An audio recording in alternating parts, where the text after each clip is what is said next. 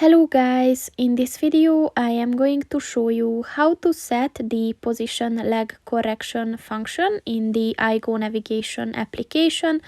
But first I just want to mention, don't forget to subscribe to my channel, because at 10,000 subscribers I am going to show you my whole YouTube revenue statistics and growth strategy, as well as how to make money online.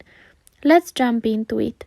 First of all, open the application on your phone and then click on the three lines at the bottom of the page on the right, and then scroll down and click on the settings button, and then click on the advanced settings button,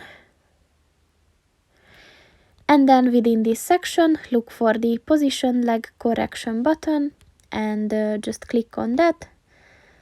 And as you can see, by dragging this white circle back and forth, you can set to the amount that you want, and it is set.